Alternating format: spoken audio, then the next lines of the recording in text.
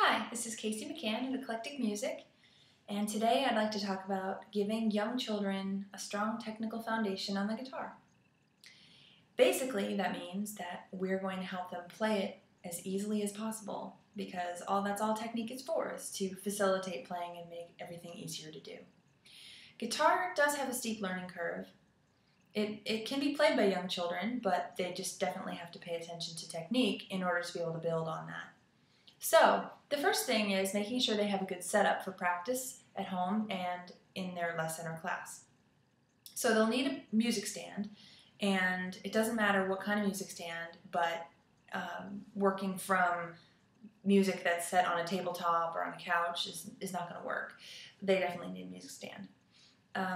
So as they're sitting, we definitely don't want any dangling feet. So if they're sitting in an adult-sized chair, they will need a footrest under their foot. You can use a traditional classical guitarist's footrest, which is sloped to put the foot at an angle, but that is only going to work for one foot, so they would still need a footrest or a footstool for their other foot.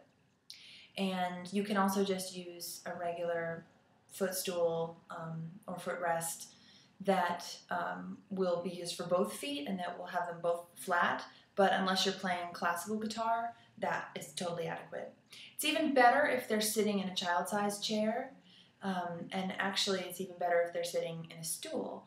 If they're sitting in a chair with a back, the tendency is for them to slouch against the back of the chair, and a lot of times you'll see the guitar kind of go flat like this and they're curling over it to look at what they're playing, which definitely isn't going to help them have the right range of motion and proper technique for their fingers. So you definitely want to discourage that, and a great way to do that is to not give them anything to lean against.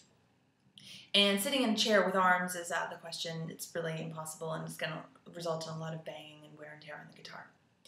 So a stool, and even better if they can be sitting in a child-sized stool where they can have both feet comfortably on the floor, or they can use one foot, their left foot propped up on a classical guitar footrest. So also, let's talk about a little bit of left-hand technique. A lot of times putting the guitar on the left leg, classical style, is going to help them with their left-hand technique. This is because on short-scale guitars, small guitars like kids would be playing, the neck is only out to about here. So that means if they're playing it in a casual pop style with a guitar on the left leg, the neck of the guitar is down here, and that leads to some crunched up hands, or sometimes the elbow goes on the leg, none of which you want. So if the student is encouraged to put the guitar on the left leg, doesn't mean we have to go full-on classical style, although there's nothing wrong with that, but the guitar on the left leg puts the neck of the guitar closer to your face so that you can look at the music and see the guitar fingerboard out of your peripheral vision without having to look all the way down at it. So that is something that will really help. You also want to remind the student that this curve is where their knee fits. That doesn't always occur to them. So that will definitely help them be more comfortable as they're playing. So another aspect of left-hand technique is to make sure that they're fretting the note just right next to the fret. So if I were going to put my finger on the 3rd fret, it would go right here, not over here, where I might get some buzzing noises or might have to work really hard to push down the finger to get the right sound out of the note. On cheaper guitars or just smaller guitars, you're going to have a lot of buzzing, and you're going to have to be that much more precise about where you put the fingers. It's not a big deal. You'll still get the note, but it'll be less frustrating for the student if they know exactly where their finger can go to make the best sound, because that's a great habit to build right from the beginning. Another thing that can help is to do what I call making your fingers stand up. So that means that the finger is going to be like this on the fingerboard as opposed to flat like that. One thing this does is puts the callus in the right place. So you don't want the callus right here, you want it right on the fingertip. And you have more finger strength as you're pressing down. You can put the whole weight of your finger behind that, concentrated on one point, where this doesn't really help you very much.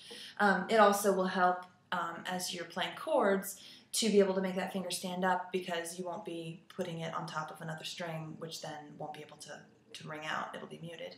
So helping kids to have good finger technique is really going to help them. That's another thing that is going to seem like a picky detail right now, but ultimately is going to help them have a great sound and build a great habit that they can that will stay with them. Another thing that they will complain about, but this is so crucial, is to give each finger its own fret, especially when you're playing within one position, and most beginning guitar material is going to keep them in one position for a given song. So that means, for example, that you might have the first finger take all the notes on the first fret, and the third finger take all the notes on the third fret, and of course the second finger on the second fret. The alternative is to move around, which isn't going to help you build good muscle memory.